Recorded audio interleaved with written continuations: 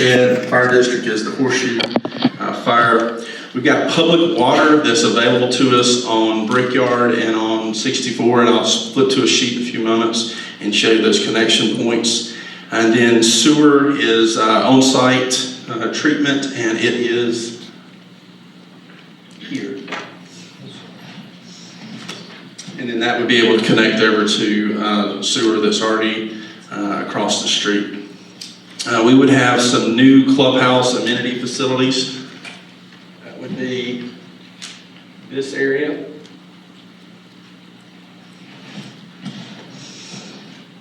And we've got a minimum lot size of 4,800 square feet, which is within code.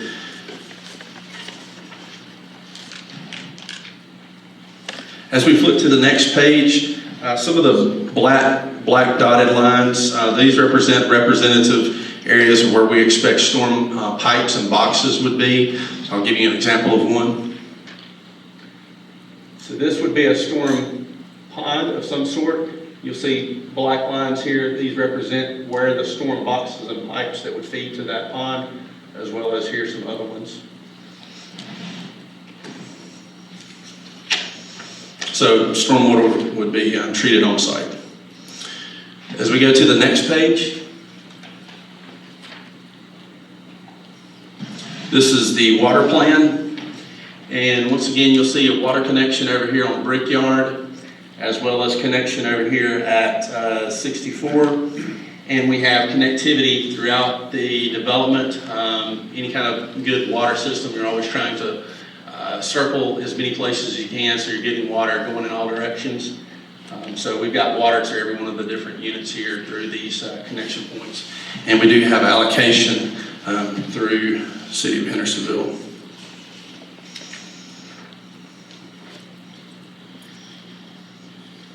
The next page is the sewer page. Once again, you'll see some lines throughout the development that has the SS line on it. Those represent gravity sewer lines. So a number of different gravity sewer lines that all come over to this spot. This is a pump station that pumps in a force main from there across into the treatment facility right here. And then from there, we make our connection to the public system over here.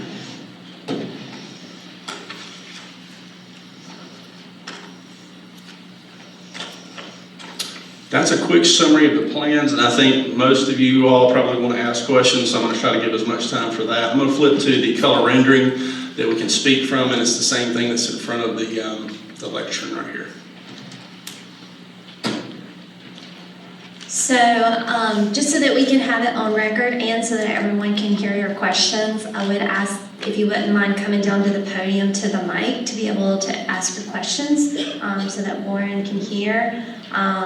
This is pretty informal, so if anyone wants to ask a question, just make your way down to the podium. I would ask just limit your questions to maybe 2 questions, no more than 3, just so that we've got time for others. If there's time at the end and you've got some additional questions, you can come back up. At least that way we'll have an opportunity for everyone to ask their questions. And I'm just going to put Ward on the spot then. He has some specific questions or someone wants to start us off.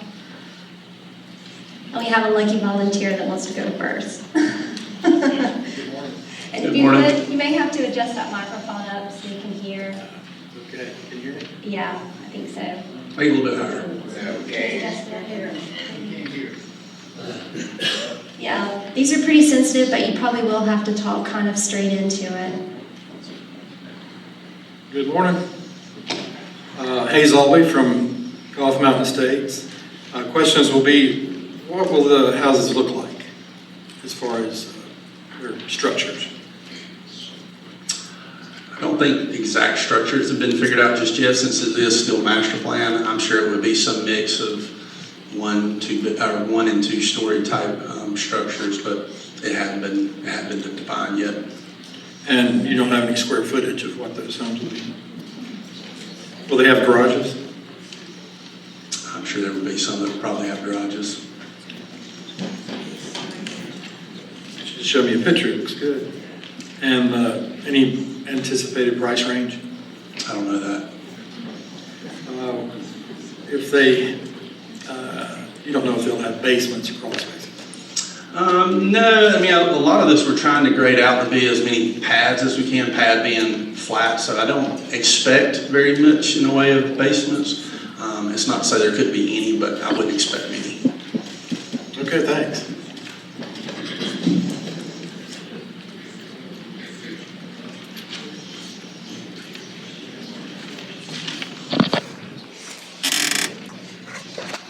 I might not have any difficulty getting to this microphone.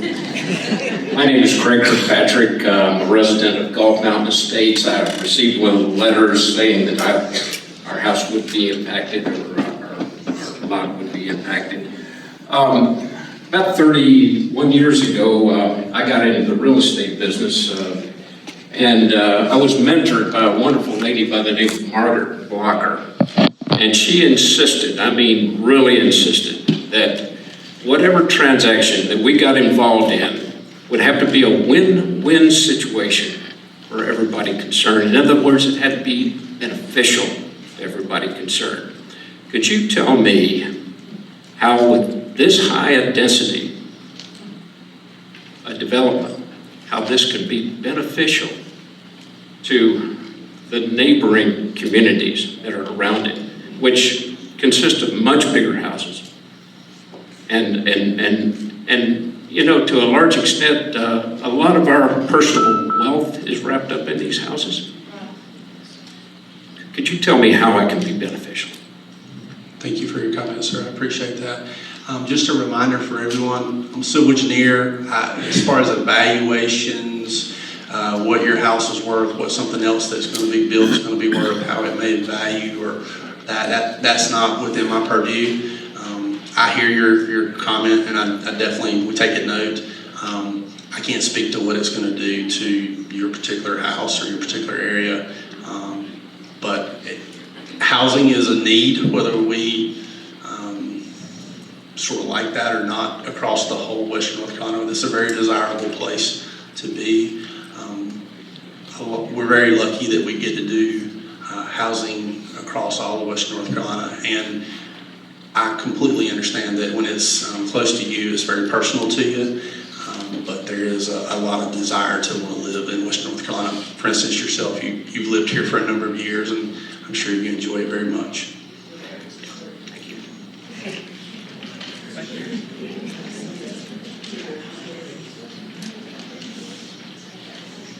Good morning. My name is David O'Connor. I live at 27 Mullen Drive, contiguous to the area that's shown in the upper right-hand corner of the plot. Is there a project plan in development at this point in terms of a 6 or 7 phase project plan, utilities, infrastructure, grading plans, layouts, utilities? Is there a plan yet that can be shared? Yes, sir. Yeah, the plans that we just went through is the set that was submitted to the county. It has a site plan, it has a grading and stormwater plan, it has a water plan, and it has a sewer plan. Those are the ones that we just reviewed. Those are the plans that we have right now for this master planning effort. As far as phases, we haven't decided on exact phases where those would be or how many there would be. It very well could be done in one, it could be done in multiple. We're not to that point yet, but utilities specifically, there would be a certain amount of early work that would need to happen, irregardless of how many phases were done. These plans are preliminary and master plan at this point, and then as Autumn had mentioned early on, there'll be much more detailed plans, not only on the civil side, which is what I'm doing, but the structural side, the buildings, the everything that goes into it will happen as So there is not a timeline yet for the project? No, sir. Not even preliminary? The timeline is we made this submittal. We're here for the Neighborhood Compatibility Meeting. We have an upcoming planning board meeting after a TRC, and then after that, we have to decide where to go from there. Will all of the utilities be underground, including electric and high-speed internet, cable, telephone? I would expect it would be. But that's not defined yet. Well, water lines and sewer lines are definitely going to be below ground. Storm lines are definitely going to be below grounds. I wouldn't expect that they would be putting above ground poles inside of the development. That's not very common these days. And same thing with high-speed internet and those kind of things. Usually those are trenched in along the edges of the road.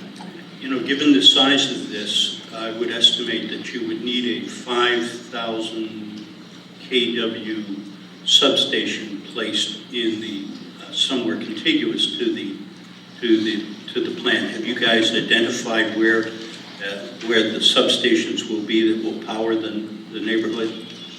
I have to trust you on the KW. I don't know that. I'm just a civil. I don't know the electrical side of it. But between Duke Energy and the different providers in the area, I'm sure that they will give us the correct amount of volume for electricity. One final question, and this may be out of your purview, but how is this development going to be financed? I have no idea. Are they going to self-finance? Or are we going to have another 712s debacle? Yeah, right. Yeah. You don't know the answer to the question. That was rhetorical. I apologize. Yeah. Thank you for the question. Okay, thank you. I will add in a couple comments on that. Master plan is valid for 2 years or until you submit your development plan. The development plan has its own. Typically those are valid for 2 years with up to 2 one-year extensions. And then that is per phase, however you phase that out with development plan. The state does give a lot of latitude towards developers and giving them ample opportunity to complete their development. We did make some changes to our ordinance after Seven Falls, learned a lot of lessons there, so that I hope and can say in good confidence that we would not ever end up in that situation again.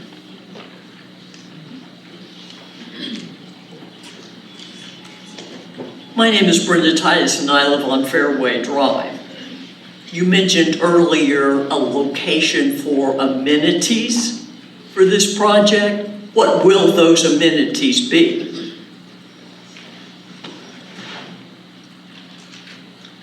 So there's a clubhouse facility right here. You see the I'm so sorry. There's a clubhouse facility right here. You see the outline of some sort of pool. We don't have the pool exactly designed yet, but there will probably be some sort of amenity package with the clubhouse. The exact things that are inside the clubhouse, I could just opine that I think it's probably some sort of fitness area, maybe some business lounge type stuff, as well as just some space like that. But I don't know the exact amenities that would be within the clubhouse.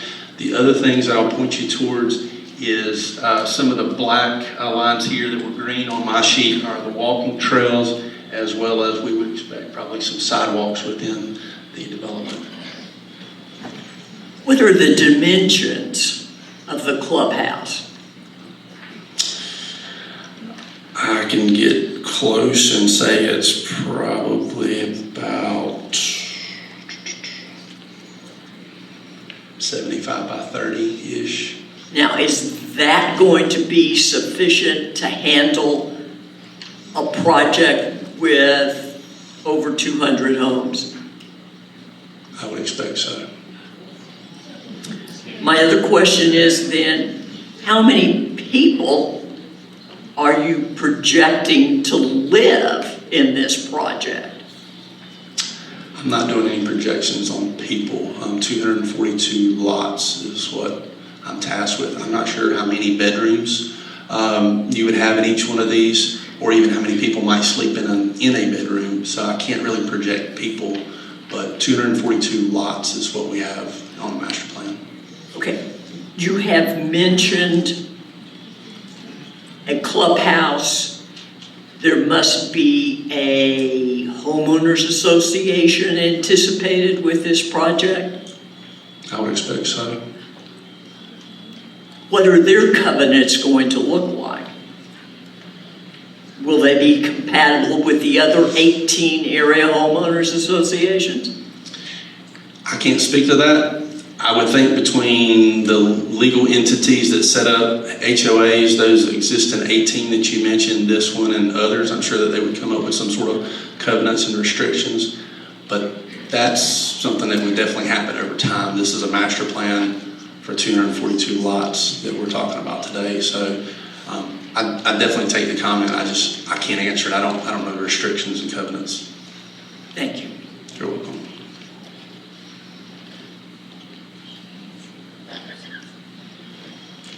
Hi, I'm Herb McLemore. I live in Gulf Mountain Estates.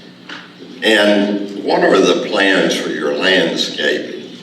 And along with that, what existing trees will be removed? So the best plan to probably look at is the C301. Actually, we can just look at this. So green areas you see in the middle are existing trees that we're expecting to be preserved. It's just illustrative at this point. You'll also see some trees that are along the streets. Those would be street trees. I would expect each one of these lots would have its own, landscaping as well. Going back to the original question, there may be some sort of HOA covenants on what those need to be. I don't know that, but I'm expecting that they would want each lot to be landscaped, as well as I would expect some pretty robust landscaping around the amenity areas, the clubhouse, the pool, and then we would expect some landscaping around the walking areas as well. Well, there are several homes and villas along the golf course, and they have great golf course views. Are there any plans such as planting Leyland cypress trees that would actually act as a blind between the existing homes and also for the new people in the homes to act as a security and privacy situation? So far we haven't gotten to specific plantings. I'm sure something like a border could be seen in both lights. There may be some people who don't want their view taken away, and there may be some who want something to stop the golf ball from coming towards them. So I don't know the buffer, if you will, but it's definitely something that could be discussed and thought through as we move forward. You say prevent golf balls from entering in.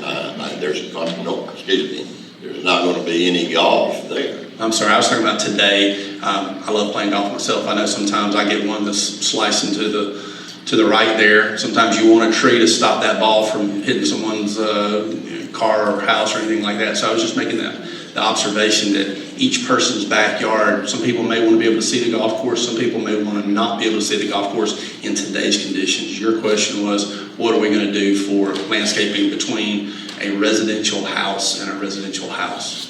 Correct. Understand.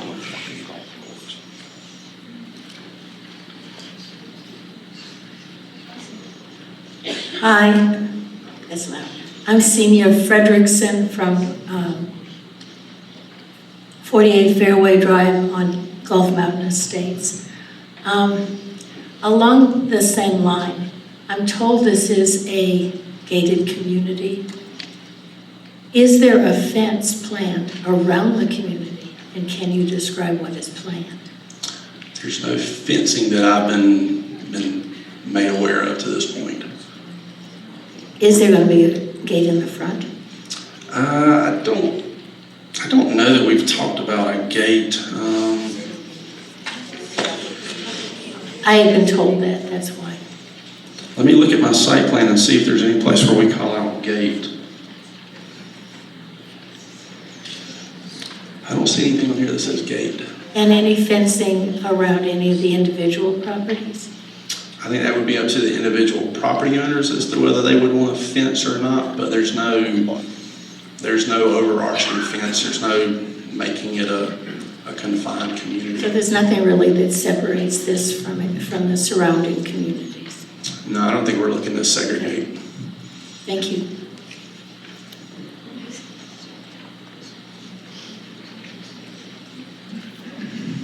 My name's Russell Williams. I live in Sagebrush Circle in Etowah. And I see where you've got 242 units. Is that right? 242 lots, yes, sir. Okay. they each gonna have a garage? I'm not sure, sir. There's a lot of things that you can't answer here today, isn't there? Thank you, sir. Are there going to be garages? You don't know that, right? So you don't know if it's gonna be a single garage or a double garage. Is that correct? You do not know whether there will be one garage or two garages. Is that correct, that you don't know it? Correct, so I'll help Warren. What they've submitted is for a subdivision only, which whatever uses are allowed within that district could be potential. If you were putting a home on any lot that's not in a subdivision, you could do a home, you could do accessory structures, you might have a garage, you might not, whether it's attached or detached. So the subdivision doesn't look at the specifics about that for this kind of development. It's just looking at the overall design of the road layout, the utilities, the street trees, the buffers, the different things that come into play with the development itself of creating the lot and making it buildable. But when they apply for the building permit, and I would say depending on how they decide to set up their HOA, if they set up an HOA, it's not a requirement. We don't regulate any type of covenants or deed restrictions on people's property. We only go by our land development code. They could specify if that's allowed, size, color, they could get into all kinds of specifics if they wanted to. Okay, I don't so think they've decided that. So at this point, you don't know nothing about what we're asking. You're just telling us how many lots there are. There just might be 2 people that live there, or there might be 6 people that live there, or there might be nobody living there. Are they going to be allowed to rent these properties out if they buy them? Are they going to be allowed? You don't know that either. Our code doesn't regulate rentals of properties, so there again, it would be So up to the that developer. could be turned into rental properties then, couldn't it? It could. It could. By people that are renting, have no idea what the community's like, what goes on in our community. Oh, back to the number of garages. With 242 units, it's simple to say there's going to be at least one garage, probably. So there's going to be 242 vehicles coming in and out of there. And if it's a 2-vehicle family, it's going to be double, 424 vehicles. What are you going to do with the roads around this big place here that you want to build with 400 and some cars on roads that hardly can cover what we've got right now? Tell me what you're going to do with that. And I can tell you I know about travel and I know about roads. The standard road that we've got right now is 96 inches wide. It's a 2-lane road, 96 inches. Barely covers the road coverings we got, the cars, the vehicles we got now. As a matter of fact, it does not cover big trucks right now. So what's going to happen when 400 units or 240 units get in here? What's it going to do to our roads? Who's going to pay for it? How long is it going to take? How many traffic signals will there be? Etowah was not laid out to be a city. If I wanted to live in a city, I'd have moved to a city. And that's all I can tell you right now. You can't tell me or these folks anything they're asking. 90% of the questions been asked, you don't have an answer for it.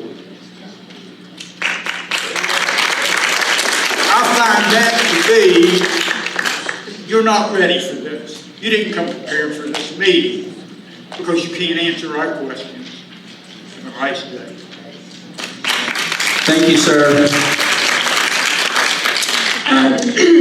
One thing, I'll go for just a moment. Please don't let my saying that I don't know, or I'm not going to tell you an answer as me being dismissive. I'm trying to be as respectful as I can possibly be. I'm also not trying to give you an answer that I'm not 100% sure on. And I appreciate the comment saying that I need to be more prepared. I take that very seriously. I'm trying to be as informative as I can be, but I do not want to give you guys an answer that you that you are 100% sold on, and then we decide that it is something different. For instance, if I said every house is going to have 2-car garage and it's a 1-car garage, then I'm wrong.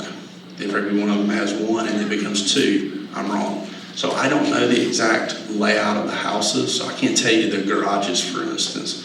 But I'm going to try to answer as many questions as accurately as I possibly can. So please understand, I'm not trying to be dismissive at all. If I say I don't know, it's because I want to give you a perfectly clear answer. So I apologize ahead of time for that if I made it seem that way.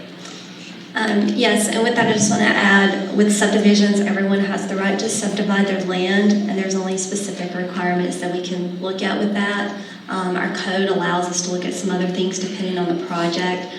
With this concerns about the traffic, we do have thresholds in our code, as well as DOT has thresholds. They do trip those thresholds that require a traffic impact analysis or traffic impact study. That has to be done by a licensed engineer professional. They have to work with DOT to set up all the parameters. A development is not held responsible for the existing traffic problems, but they are held responsible for the additional traffic and concerns that their development will create. So they can't fix something that's already there, but they do have to mitigate the impact that their development is going to have. And anything that DOT requires, that will be required as a condition of their development, and typically those are required to be put in during the first phase of the development. And as far as who pays for that, the developer is required to pay for those. DOT does not pay for those, nor does DOT typically come in and do any type of eminent domain with those, because those are not your typical traffic problems and road widenings that happen. So a lot of times you will see that. Sometimes that might warrant a traffic signal. It might warrant turn lanes or some other things. But that is something that will be looked at as part of this development. First, I want to thank you for having this information session. It's very helpful for the residents. I'm Robin Brooks, and I live in Etowah Golf Villas, which is on Fairway View Drive. And you kind of just answered the question I was going to ask regarding, is there going to be a turn lane on 64 if you are, coming from Brevard and you have to turn into the development. Right now, that road is very narrow, and it would be a major traffic problem if there were a lot of cars turning in there. So, but Autumn kind of said that the DOT will examine that and determine. So. Yeah, that is something that will be looked at. I would not be surprised at all if that's not something that's recommended by DOT. Thank you.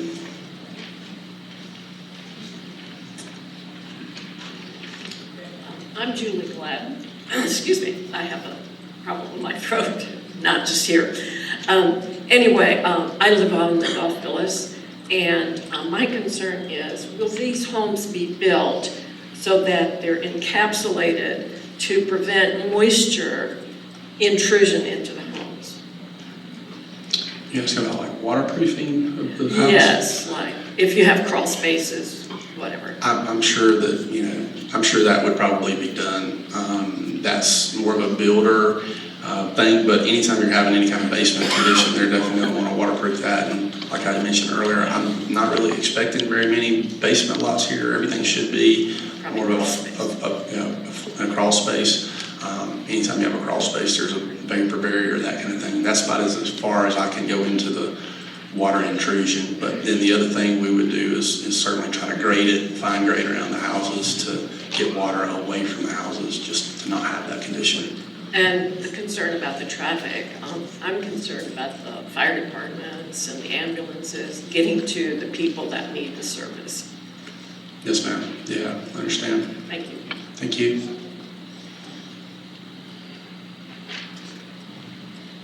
Hello, I'm Hello. Colette Ladbrook. I live at 7 Greenbrier Woods Circle on Gulf Mountain Estates, and I have a follow-up question to the previous two. Just this past weekend, my son was in a car accident on 64, right? My son was in a car accident on 64 this weekend, right between where the current shopping center is in Salty Landing, and someone pulled out right in front of him. So I'm very concerned that there be a traffic light and a crosswalk to the shopping center. I mean, that's happening now. You're gonna, like the previous gentleman said, you're gonna have 400 more cars. There's already accidents happening, very Yes, ma'am. close to home. I hope your son's okay, first off. And then secondly, yeah, as part of that traffic impact analysis, DOT dictates to the traffic consultant who's part of the team where to study the intersections and crash data and all those types of things. So I'm so sorry to hear about the accident. And It was severe, 2 cars were totaled. oh my gosh, so sorry.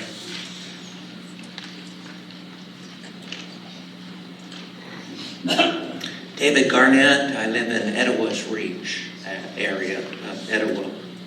Have you done a phase 1 environmental site assessment of the South Course? So there has been some environmental investigation out there. There would be more over time as far as like boreholes to understand the composition of the earth that's there. But I think your question is more specific to any kind of past contaminants, those kinds of things. Is that correct? Right. Not only the 50 years of regular spraying of the array of agrochemicals required for a golf course, but the fact that it's built over Etowah brick, which was made bricks during a time that asbestos was used, and coal ash as well. So there's quite a potential for toxicity in there.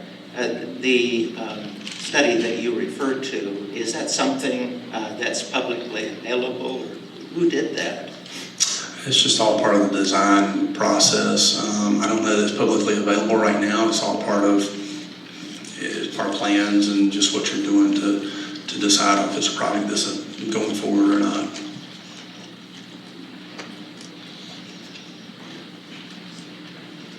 Good morning. Good morning.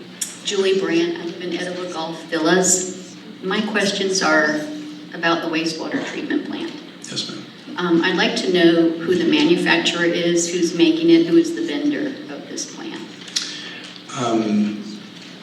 The designer of it is part of the team. He's Mark Brooks with Brooks Engineering, and I don't know that he's decided on the exact vendor and model and all that, but he has been evaluating the flows that we would expect from these 242 lots. And we've also reached out to Kevin with the Etowah Sewer District to make sure that the waste from this site can go through that package plant that would be designed and then on to the public system. So those are boxes that are being checked and continue to be checked. Do you know how soon we'll know who the vendor will be? The vendor of the system will probably be during construction drawing phase. So Autumn may be able to tell us a little bit more about timing, but after we get through this, we would need to go into full design on not only just the sewer type things, but I would need to spend time on the grade road control, the stormwater design, detailed water design, which would have the calculations for domestic and fire flow. And those will take months, so probably at least 6 months to a year from now. Yeah, and the state may have certain oversight on certain aspects of the design and other things, so we'll have to work through that process. I do not know, I'm not as familiar with the timeline for the design. I am when it's more of a direct discharge new system, so this one's not. So this is my first one. I suspect it will not take as long. Typically those are about a 15-month process.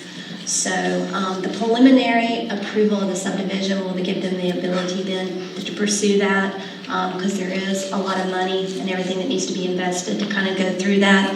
But we will be requiring that when they submit their development plan before it would be approved. Is the sewage package plant considered to be an expansion then of the existing Etowah sewer plant? I think it would be more like it is self-treating what's happening here on this development, and then it is ultimately turned over to Etowah. So I don't know that it's an expansion of their plant as much as it is just handling the flow that we're producing. Do you know the capacity then, well you probably wouldn't then at this point, the capacity of the new sewage package plant, what the capacity of it would be? I don't know the exact numbers. And one more question. At the very bottom of the map, it's showing the road that will lead to the gated and secured wastewater treatment plant. There'll be a gate on both sides of it, About right here. correct? Yes, ma'am. And there'll be a gated, secured entrance on both sides to access that and also for emergency personnel. That would be fully enclosed. Going back to the original question about some other fencing, that area would have to be fully fenced and enclosed.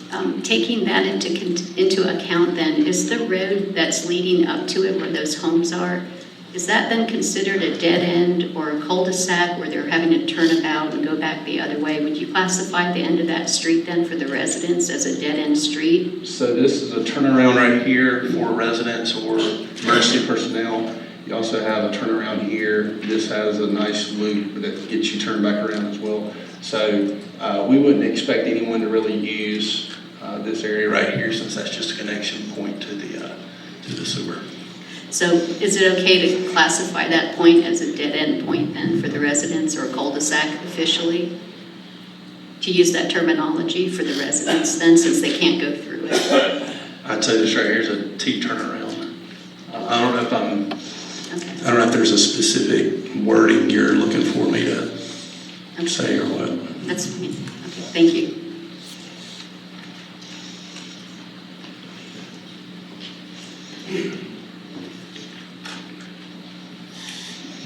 Hello. Sorry. Thank you, Autumn, for doing this, and Warren for being here.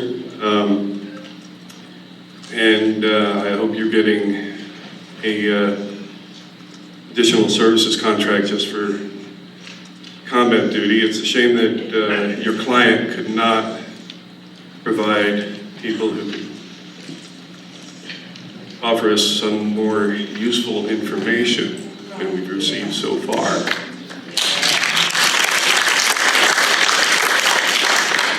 I'm going to ask a question, and I hope it does not come off sounding as rhetorical.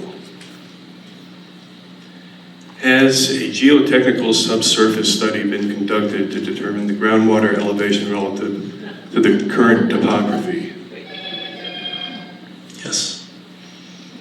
And is that available? It's part of our design, but I don't know if it's publicly available. Is there a specific question?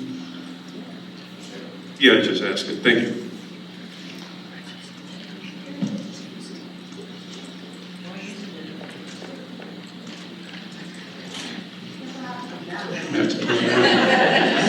Hey there, my name is Christine Passon, 19 Mullen Drive. I have a couple of questions. First, is there going to be natural gas service to the project site? I'm not sure. Is there natural gas available out on 64? There is? Yeah, so I mean, I'm sure that would be a very nice addition to any of these lots. So I think it's very possible. My next question has to do with your ponds on your picture. Are those estimated to be, I mean, they're stormwater ponds, are they estimated to be full, empty, grass sometime, or what is their structure? Is that like is it pre-filled or lined, or, because you made a statement about treatment of the water that goes into the stormwater? Yeah, so the stormwater ponds here would probably be some combination of a lot of different ones. We may have some bioretention, we may have some sand filters, may even need to be some wet ponds. All of those would have to meet county's stormwater requirements, which are also tied to state stormwater requirements. Those would not only take the stormwater that would come to them in the bigger storm events and draw it down over time. Usually 2 to 5 days is the drawdown time that's expected for any kind of stormwater control measure. So some of them may have holding water, some of them will probably infiltrate through the media. It could be a bioretention mix or sand mix. Usually there's an underground drain down pipe that collects that after it's cleaned, and then it's released on the backside. And then we have to meet pre and post stormwater control measures. So are those stormwater then, are they going into the big pond or into Gash Creek? Some combination of all. We have three, four that probably goes to the big pond, and then we have another 5 or 6, and there may even be more. These are just graphically the lowest spots where most of those units are going to. There may be some that go directly to Gaseous Creek. Thank you.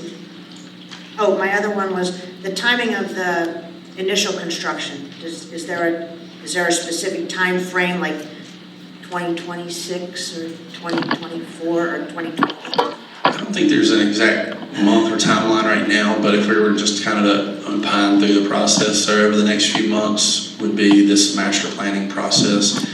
There would need to be a number of months to provide detailed drawings, not only my drawings, but all the other ones for a particular phase, if we're going to phase it, and then that's got to go through the permitting process. I would say most of the permits are going to take 4 to 6 months to probably procure, and then you can start construction after that.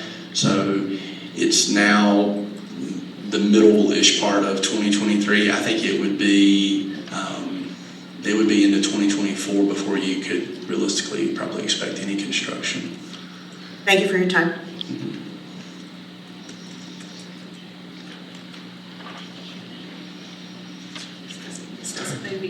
Hi, my name's Kim Reed, and I live in Gulf Mountain Estates. I have 2 questions. Hopefully I can get them right. You had mentioned that there's going to be a pump house located sort of at 3 o'clock to the pond, right in there. Yeah. And what houses will that be servicing? You're saying that's to help move the sewage to the treatment plant, correct? Yes, ma'am. All the houses would gravity flow to the pump station, which is that house, and then you would use force main, which is a pressure pipe, to go from this to here. Will it be servicing just the houses that are on the north side of that creek, or will it be also the ones on the south side? Assuming that's whatever, the bottom side versus the top side. I don't know which way's north. The lower section or the upper section? So right now, our intention is to have the vast majority of the site coming to that. There may be a few of the houses once we find the exact grade on, and once we start to look at how far down before your traps come out of the bottom of the houses, there may be some of that sewer line that we're able to connect to on the west side of Gaseous Creek directly, since there's a gravity line that comes on that side of the creek. So preliminary, that's to handle all of the houses to help with the flow. Yes, Do you have an idea of the volume that that's supposed to handle? Do you have that gauged or calculated yet? I don't have the exact volume off the top of my head, but I know it's 242 lots. And then, like I said, we've already spoken with Kevin about making sure that we had the maximum available there. So we figured it at 3 bedrooms as the max, because that's usually... You've got 120 gallons per bedroom per day. Right. Okay. So there's some math there, but...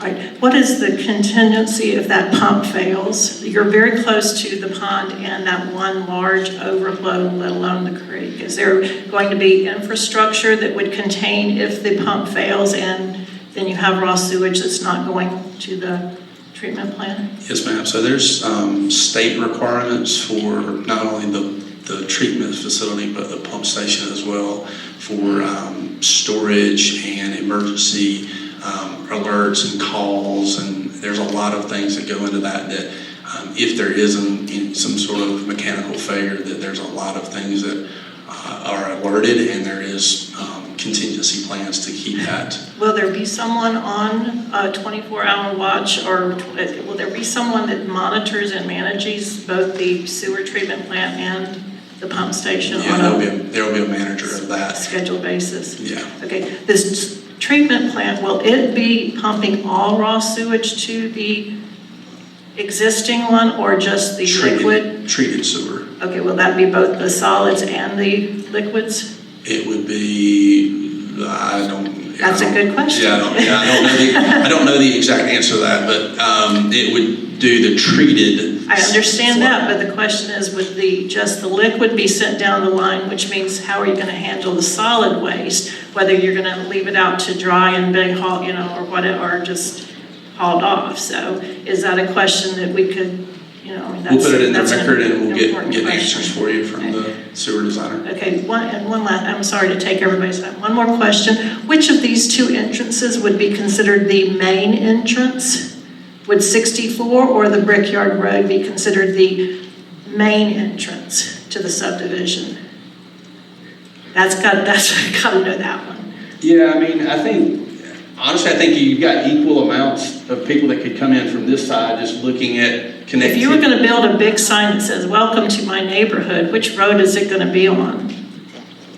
I would think you would want to put that closer to your amenity here. So you're saying the Brickyard Road will most likely be the primary or main entrance to the neighborhood?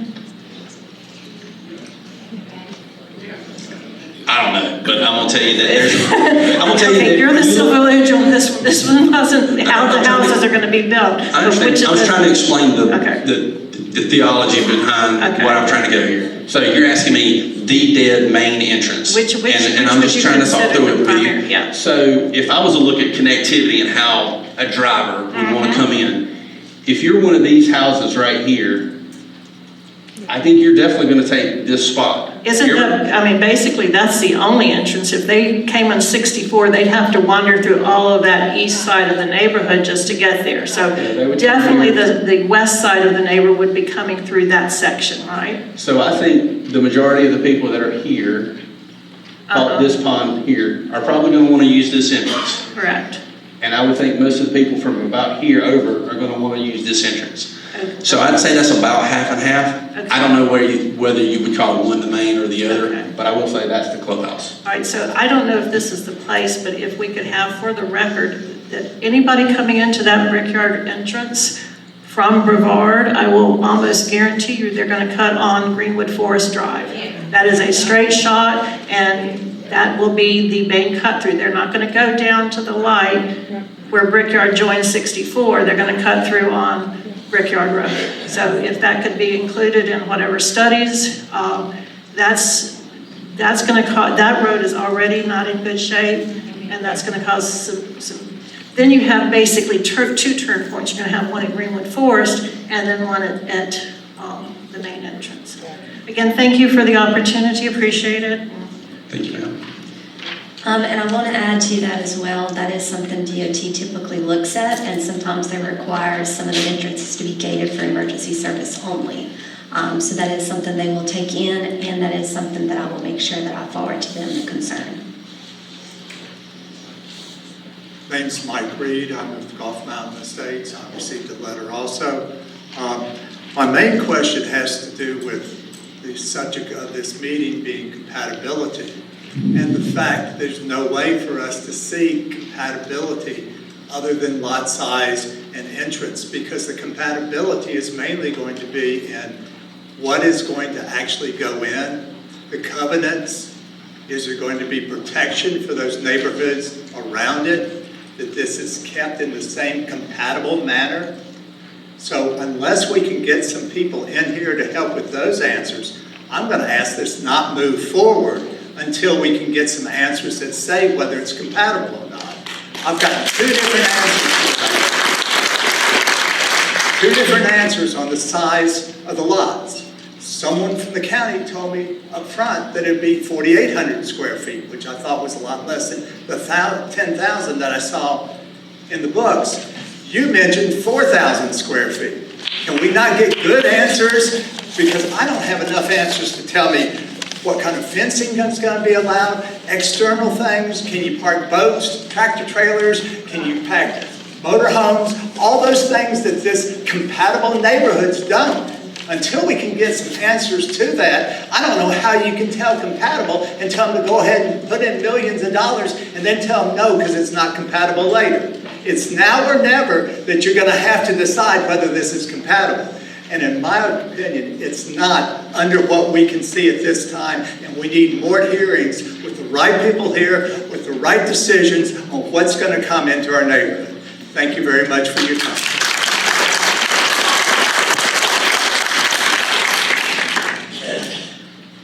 Morning. Morning. My name is David Spray. My wife and I reside at the corner of North Greenwood Forest and Brickyard. Can you hear me now? Okay. Do I need to start over? Yes. Okay, I'm David Spray. My wife and I reside at the corner. Our house is at the corner of Brickyard and North Greenwood Forest. And already, I think you said that the road right-of-way is 50 feet. Is that correct? I didn't say that, but I think there was someone else who mentioned the number of inches of the road. I thought I heard that, but I appreciate the lady that was just up just a second ago and her thoroughness in presenting the question. So my question would be, are there any type plans, and I don't know that there would be at this point, of widening the road, because at that particular intersection, it's extremely crowded already. And so that's my question. Yes, sir. So the answer was back to the traffic impact study. So North Carolina DOT and the traffic consultant, they have to do an analysis of what's out there today, not only the traffic that's on it, but the condition of those roads. And if during that review, DOT says there needs to be widening or a new right lane or a new turn lane or signals or any of those things, those are all things that are in the recommendations of that study. It's usually 300 or 400 pages long. And that's also something that the developer has to do. It's not a negotiable thing. So if DOT and the traffic consultant agree to those items that are needed, then those are what have to be done. My concern has to do with if the roads are widened at that point, and you add then the right-of-way, it's going to be very close. The right-of-way would be very, very close to some houses that are already sitting there. And so that's my concern. Yes, sir. Thank you for offering this meeting. Thank you, sir.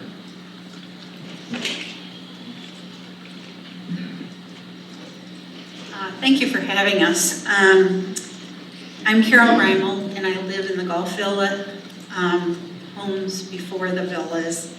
And we watched Grow put in the villas. And of course, he went out of business before everything was done. He declared bankruptcy. But there's a water issue. There's several water issues. There's drainage that has never been addressed. We get drainage off of Brickyard Road into the villas. We just got additional water pressure that we can't even tell that we got more water. Where's all this water coming from? And the third is, are you getting a wetland permit for this area that you're, because that's all underwater when it rains real hard. Okay. I'll take your question sort of in reverse order. So third, when you're asking about the wetlands, so any kind of streams of wetlands on site, those have to be delineated by a stream and wetland consultant. Once those are found and then verified by the Army Corps of Engineers and Division of Water Quality, any kind of impacts to those, whether it be grading in them or a new crossing, a new pipe, anything like that has to be permitted through those offices. So yes, ma'am, we have one crossing there that'll have to be expanded today as a golf cart crossing. It will have to be expanded. That permit will have to be adhered to. I think your other two questions were more related to existing conditions. Existing conditions, Yeah. yes. So I'm not sure if that's, it sounds like it may fall a little bit into NCDOT drainage. Is that correct? Part of it is drainage. That's all clay in there. It just rushes right off. It's never been addressed correctly. Yes, ma'am. So I can't necessarily speak for DOT situation, but at least stormwater on this site, as we were talking about earlier, all the stormwater will have to be collected in boxes and pipes and put into stormwater control measures, which are the devices that the state requires for capturing it, drawing it down over time, cleaning it, and then releasing it back to Gaseous Creek. I think specifically to your DOT thing, that would probably be good to talk to the division office about. Division hydraulics are the ones that usually handle DOT stormwater issues. Okay, well, how is it going to impact our water, Your domestic water? our domestic water? Are you on well or are you on? No, I'm on water. They just increased, they put a new tower up, but we don't see any increase in our water. Pressures and flows. The pressure is still not there, and now you're going to put all these homes in there. You know, we're going to have a trickle. I mean, you have to think where all this is coming from. Understand, yeah. So water allocation is the process where we've already submitted to City of Hendersonville for water, and they give us back and say, for your 242 lots, there's adequate pressure and flow. It sounds like you certainly would want to debate whether there is for your existing house. But if there is a deficiency on this project, then we would have to do, improvements or additional pumps or storage, those kinds of things. But right now, they've told us that there is adequate flow and pressure. Okay, I have one more question. In the future, are you planning to expand the South Course subdivision? No, these 242 lots is what's planned right here on this 9. Okay, you're not going to expand. I don't know anything about any other plans, just this 9 is what I'm focused on. Okay, thank you very much. Yes, ma'am.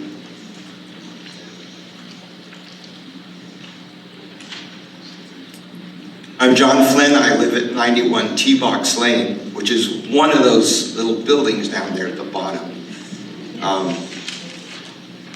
I don't really have a lot of questions for you or even Andy. I know the position you're in. You're sort of the face of authority on a project that you didn't initiate. I retired 3.5 years ago from the San Francisco Police Department and moved here for peace and quiet. And I've stood in front of people who just did not like what I represented. But when my wife and I moved here, we specifically did not buy in a subdivision. We didn't want to ruin a community that we were going to be a part of. So we bought an existing home so I could live with all these people, my neighbors. So I have a question for the county, as soon as she pays attention. I'm talking, yeah. Well, that's not really respectful. So when you're ready, I'll ask you my question. Do understand, though, I am listening, but it is my job to make sure that I do have an accurate report. I understand that. So why did the county not insist on the actual developers being here to answer these questions?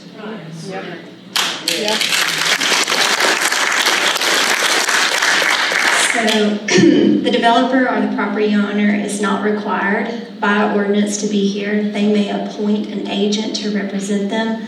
That is what they have chose to do in this situation. They have a couple of different agents that are representing them, as well as Warren, who's their main engineer, which is pretty common. It's usually a land planner, engineer, or typically sometimes an architect that will represent them to answer the questions. They do have an attorney that's also representing them through the process, but they are not required to be here and present at any of the meetings. But you could require them to do so. If the Board of Commissioners chose to do that and put in our ordinance, I'm not real sure if legally they would be able to do that. So you can change an entire community with just an appointed representative, and the people who are going to make the vast amount of money off of this do not have to come here and justify why they change our town. Well, I do understand that we have a comprehensive plan and we have a zoning ordinance, which is the land development code that your elected officials have adopted and put in place, which lays out what they can and can't do. And as long as they're doing what's allowed within that in the process, then that's already been established for them to follow, regardless who that is that's representing them. Are the county commissioners appointed? They're elected. They're elected. Okay, when is the next election for those? I mean, Pete, it's a serious question. Let me tell you, in the police department, the two communities that we strive to protect the most were children, because they deserve to grow up in safety and security. The other community that we wanted to protect as much as them is senior citizens. Those in this room, people who have lived their lives, who've put in their due diligence to earn what they could to live the rest of our lives in peace and tranquility. And the county, the elected commissioners, are now going to say, well, we're going to take away the center, the identity of Etowah, and allow this huge subdivision to be put in there.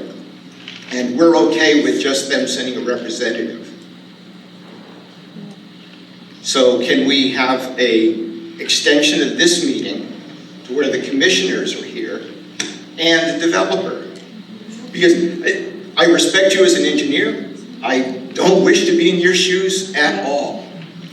I've been there. I know what it's like to take the vitriol from the community that doesn't agree with what you're doing.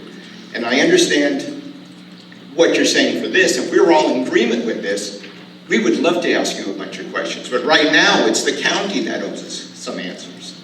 So is there a way of extending this meeting to have an actual compatibility study? There is not per our code. And in this particular item does not proceed to the Board of Commissioners. The Planning Board is the approval authority for it. Well, that's what I'm talking about. The Planning Board, are they appointed? The Planning Board is appointed by your elected officials. And when is the next election for those commissioners? Those are not elected, those are appointed. For the elected? I'm not sure, you would have to look on our website. The first thing, okay, well, I think you should let everybody know who they are. It's all public information, so we have a clerk that works for the VOC that has all that information and can provide you any of that. Yeah, a lot of people here, senior citizens have a lot of different skills, a lot of different industries, and most of all, we have time on our hands. One thing, I've got a hard stop at 11:30, and I want to make sure I get through everybody. So I'm seeing 1, 2, 3, 4, 5. Well, as we go on, there's more and more questions being. Yes, sir. All right, thank you. So I don't want to cut anybody short, but is it okay if we do like 2 minutes each? Is that okay with y'all? I want to answer questions, but I got to leave at 11:30 for another appointment, so I just want to make sure I'm hitting everybody that's here. My name is Samuel Maturzak. I live at Edward Gulfview Villas. I'd like to know, will this be an over 55 community? It will not be age restricted.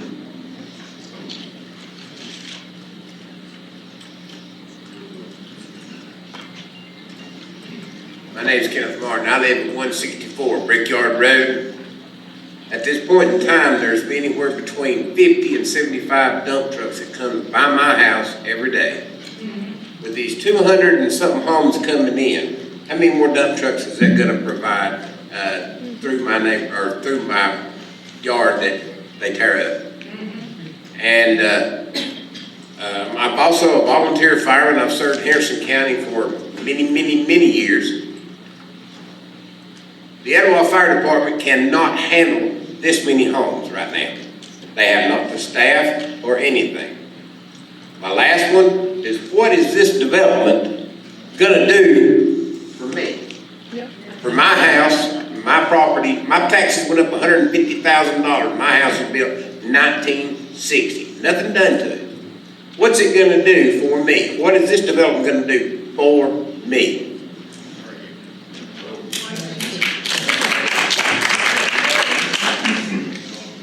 That's what I figured. You won't have no answer. You have no answers for it. You come unprepared. Everybody did so, except for the people of Etowah. We come prepared. Thank you for your service to the fire department. I really appreciate that. That's all I had to say. Morning. My name is Mike Guyan. I live on Mullen Drive. And just a quick question. If you walk the golf course, if you've golfed it, yes, sir. You know that it's marshy all the time.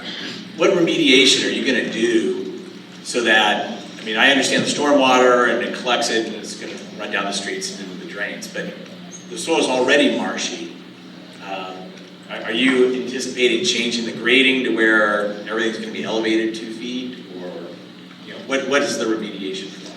Yeah, I would expect there would definitely be some grading that would happen here to try to, I mean, Etowah doesn't have a lot of elevation topo change on the holes, but there would there would be some to try to flatten it out to get the roads and the house pads in there. In areas where it's extremely marshy and it's not a wetland, then there may be some under drains. A geotech would usually give some advice there on doing some sort of bedding and maybe some blankets to sort of grab all that wet water and get it away from buildings and roads. Those are things that will definitely happen as we get into CDs, but a lot of it actually happens in construction as you're getting to those particular wet areas. You can have kind of a field evaluation and say, okay, here's a spot where we need to remediate, get rid of some groundwater, and move it to one of the ponds or one of the pipes to have it treated. So we dig up the ground and put in some sort of drain underneath it? Usually that's how you do waterproofing, yes, sir. Because it just seems like you can't pull golf carts now, let alone 240 houses and traffic. Yes, sir. Thanks. My name is Dr. Ali Asway. I live on Fairway Drive. As an initial comment, article in the Wall Street Journal a few years ago pointed out that 40% of people who buy lots or homes on the golf courses do not play golf. Obviously, for aesthetic purposes, they pay a premium. You coming in and ruining the golf courses with houses is going to diminish the value of the surrounding property. You buy a house on a lake, you pay a premium. House on the golf course, you pay a premium. Now, what concerns me is pretty much aesthetics. And I think when you realize the Mona Lisa was only 3 square feet is worth $100 million, and I looked on the golf course fairways at Etowah, they're worth $100 million. You're going to come in and ruin a beautiful golf course so a wealthy man can make a few extra dollars. There has to be an aesthetic concern about this development. I looked at that development and it looked like you were going to put in dog houses. Are you going to have sidewalks? Will there be even room for sidewalks? Little street lights up and down? I think the aesthetic destruction of this golf course, which your owner has been dedicated to doing. When I drive up on 280, there's so much land he can put houses on. Why is he picking on the Etowah Golf Course? The Etowah Valley Golf Course, the Etowah Valley Golf Course is Etowah. And without that golf course and its beauty, this is a case of ruination. Natural beauty is worth a lot more than 240 little dog houses.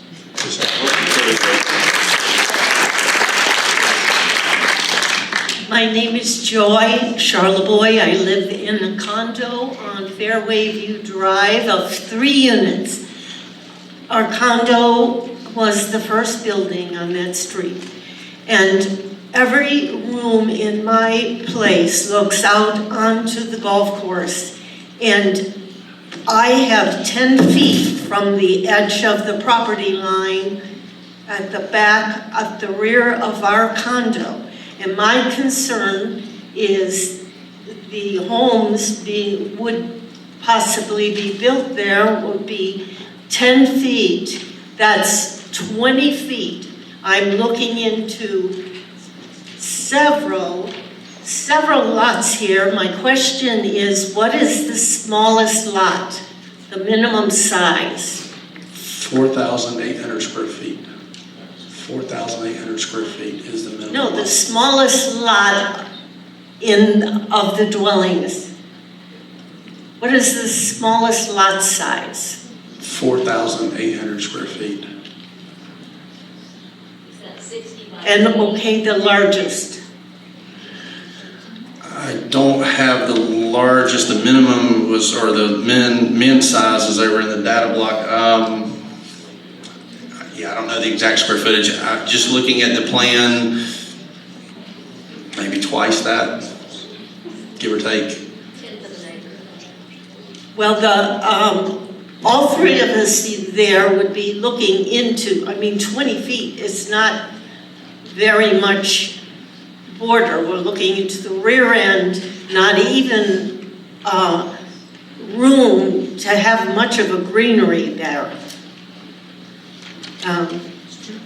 That's one of my concerns. Aesthetics, Yes, ma'am. I agree.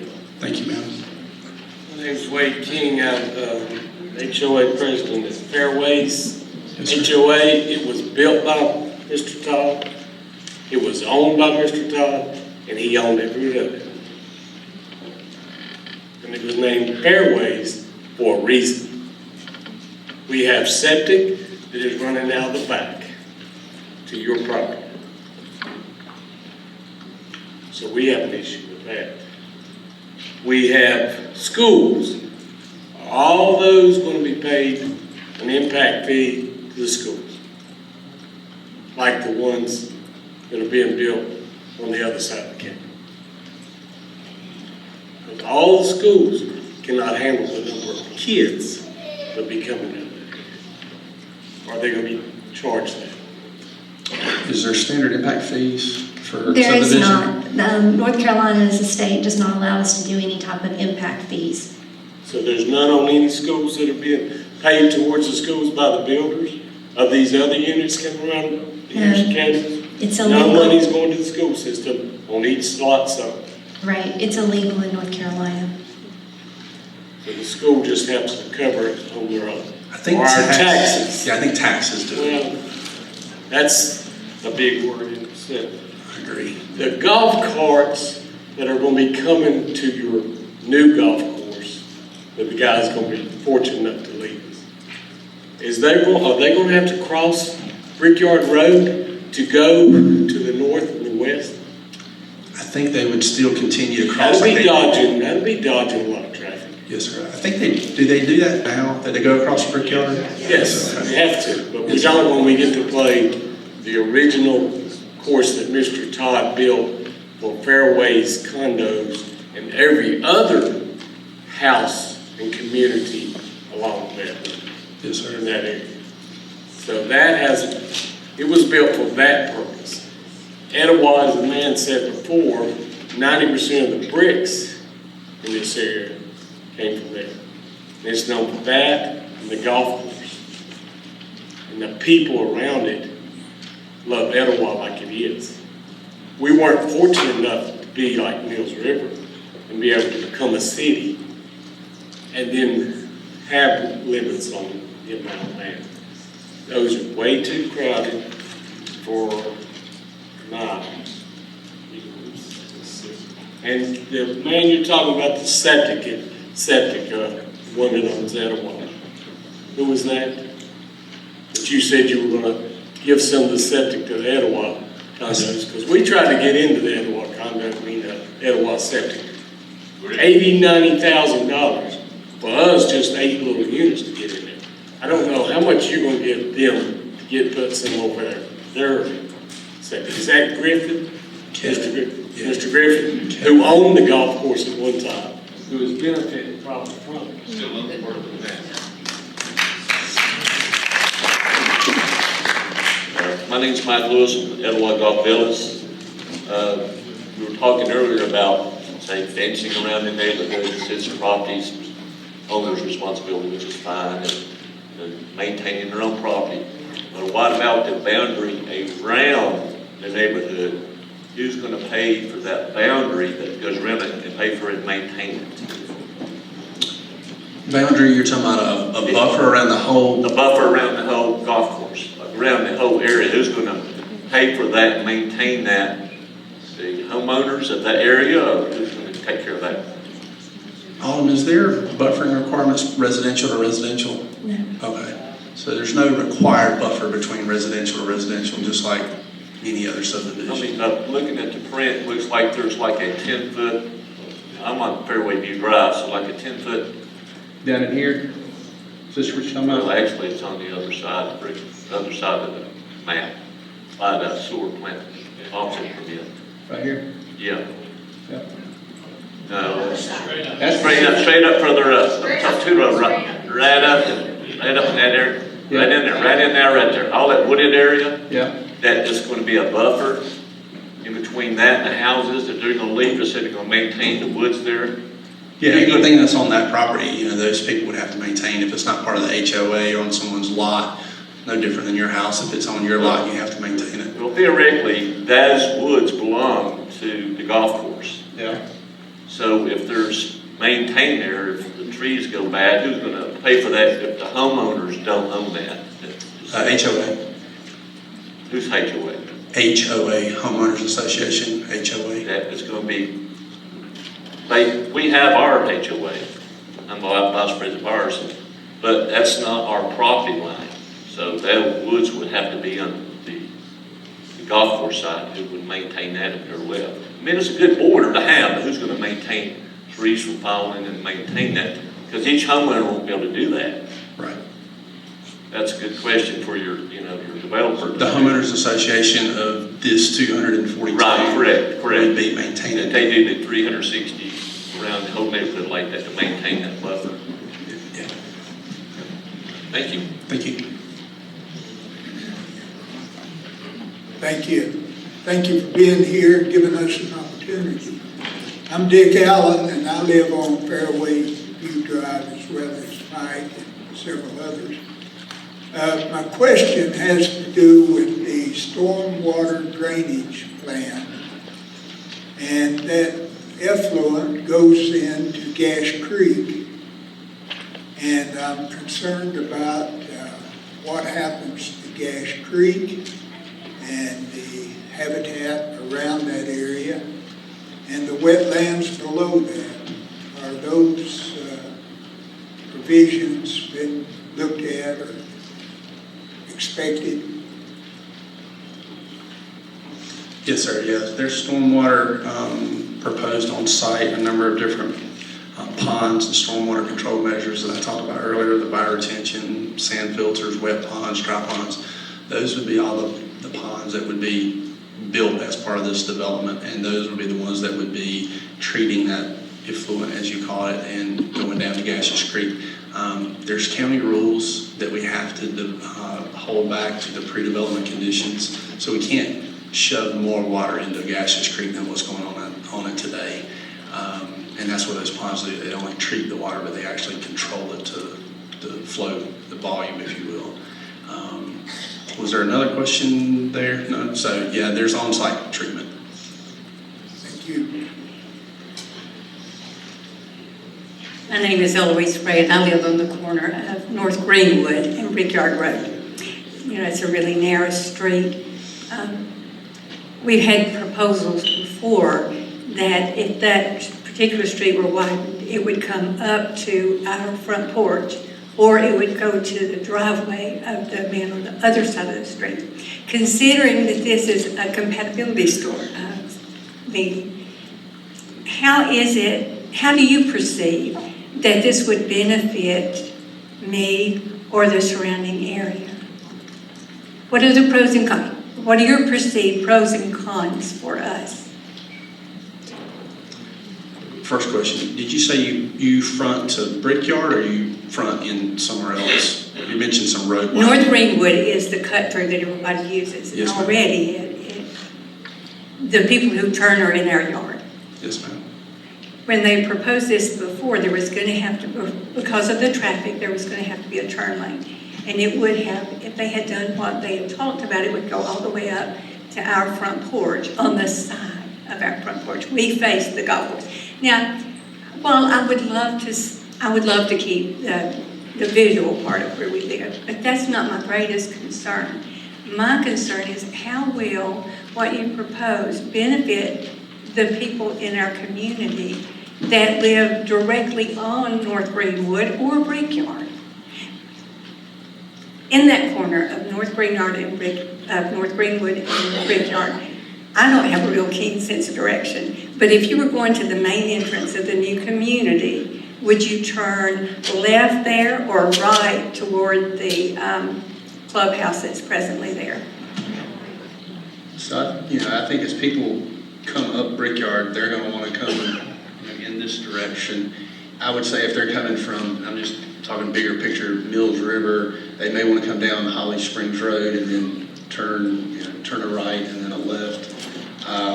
From this direction, no one's going to be using this access point because that's for the sewer. And then from here, they would take a left to turn into here. How they decide to come in, we were talking about a little earlier, depending on what lot you are, you may come in from different directions. We don't have a lot.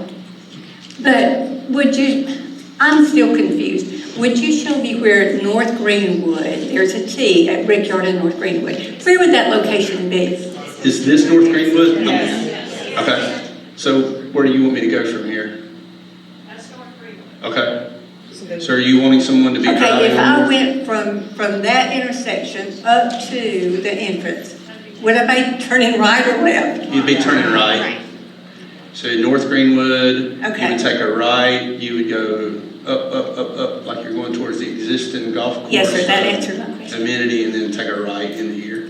Now, would you share with us could you summarize it and tell us what our pros and cons are for your project coming into our area? Your perceived pros and cons. So my perceived pros and cons are, I'm a civil engineer and I'm presenting a master plan. I'm not here to tell a neighbor whether it's a positive or a negative to them, one way or the other. I completely understand and hear what you're saying. You're wanting me to say it's going to do this great thing for you or this terrible thing for you. That's not for me to tell you one way or the other. I'm an engineer. I know that's not the answer you want. I present a plan. I come to the meeting. I answer these questions, but I can't tell you whether it's positive or negative for you. So was it a compatibility meeting? You want to talk through compatibility? Do you think we actually addressed if you're compatible with us or if we're compatible with you? I'll say this just in general. I get to go to a lot of these, and they're a lot of fun, and I get to interact with a lot of people. Very rarely do I ever show up to one and everybody is excited about what I'm doing. And that doesn't matter whether I'm bringing you the latest hospital that we all agree we're going to go to, or I'm bringing you a cemetery or a subdivision. Nobody likes change. And I know that's not what we want to hear, and it's in your backyard, and I'm not trying to minimize it one bit at all. But I will say that it doesn't matter what I'm presenting, somebody's not going to like it. Do you see any benefits? Yeah, housing. To who? Your company or to the community? Was this a community compatibility meeting? And do you think we achieved the purpose of the meeting? So neighborhood compatibility meeting, I know that term may be a little misleading because the purpose of the meeting, as I stated at the beginning, is an opportunity for those most impacted to come, hear about the project firsthand, answer and get their questions hopefully answered, and directly from the applicant or whoever's representing the applicant. Whether or not it's compatible, that is something the planning board is going to look at. It's going to look at the technical standards. Does it meet the standards of the code? Because per subdivision, that's an administrative review by state law. So either they meet it or they don't, or they have deficiencies, or there's conditions placed on them and conditions of approval, if approved. And the reason that we have this meeting is because our Board of Commissioners have required that this meeting to occur for the benefit of the neighbors, and it's because they met the threshold. This is not required for all subdivisions and development. There's only a few that require this type of a community meeting per code. So they're meeting the code requirements as it sets out. I apologize if that's misleading of whether or not this is compatible. There's a lot of specifics about the project that you don't know, just as much as you don't know if someone buys a piece of property next door and they're going to build a home. What is that home? And so that's a similar thing. We just have to look as the project from the terms of a subdivision. And I don't mean that to seem rude or anything. No. That is just kind of the technical of what we're required to look at it. But with that, what I mentioned before, we have a county comprehensive plan that lays out that, which dictates what the zoning is. There's a specific zoning that's allowed there with this density. They could do something much more dense. It's a different process depending on what they would propose. There was also a community plan done from the area, and at that time, the owners of the golf course even requested for a higher density to put on the development. And I know I've been here with the county for almost 21 years. And I know ever since I come here, that has been something on radar that the golf course may develop one day. I know that's been a concern for the folks maybe who've not lived here. Maybe this is a new concept if you've moved in, but it is definitely something that has been discussed. I think the previous development you were referring to was not this piece of property, but was another property that was up from the road to Hammond Track. Former Farms looked at that, had approval. They chose not to follow through. We've had some other developers. When they did their traffic impact study for what they were proposing, it did require Greenwood and some of these others that flagged up. But if they couldn't get the needed land they needed to do that, to put those in, their development would not have been able to move forward. So will this affect the, how do I ask this? When do we find out, will we find out if that's going to affect that intersection? And if they widen, where is the property going to come from? Right, so that's what will be identified in the traffic impact analysis that DOT will identify. I don't know if it will flag for this size development and what's being proposed, particularly with it having access off of 64. They may restrict it to only have access off of 64. That's yet to be seen, but anything that they require would be a condition that's required for the development. If the developer was unable to secure the property needed to put that in, then the development cannot proceed forward. So do they need to know now that they can't secure either of the properties in that corner? Well, they don't know if that's going to be a requirement yet for DOT until they do that study. But as I said, anything that DOT requires, that's going to be a county condition that the planning board is putting on as well. And there will be a counter on that road as far as to monitor the traffic to see how much it has before it's actually... That's part of the impact study. When do we find that out? That won't be made available until towards the end. That is something that the county and the planning board really have no control over, nor do they have any say of what's required and what's not required.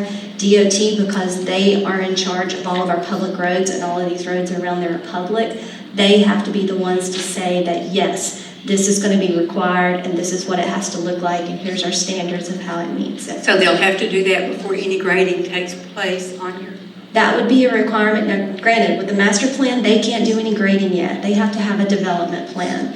And when they come in for their development plan, these things are going to be known and be put on there as conditions, and it would be required to actually be built and put in place during the first phase. Thank you. Hi, my name is Linda Abrazizi. I live on Nolan Drive and I'm affected by this development.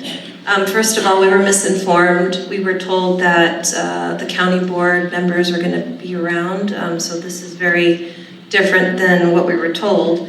The questions I have is that with the size of each lot, my condo association is located near the fringe of the development, and I'm asking how much feet in between, or what is the distance between the new community and the houses that already exist surrounding the golf course? Setbacks front, exterior is 50 feet from US 64 and Brickyard. Front interior 20 feet from collectors, 15 feet from local. Side is 10 feet and rear is 10 feet. So in terms, for me to understand, how many cars in general, and does that mean what is a way of understanding how that distance is? You want to understand? 10 feet, it's 10 feet away from the golf course? 10 feet from property lines. Those are the Okay. setbacks I just gave you were from property lines. I got it, that's 10 feet, thank you. The other question I have is with the relationship of the community that is being built, what is the relationship of the golf club to the new owners? Are they gonna have free golf membership? And will they be in a separate HOA on their own? It's a great question. If they give away free golf, I may buy a lot as well. Okay, thanks. And another question I have is regarding the ponds and the drainage ponds. Will they be fencing around it?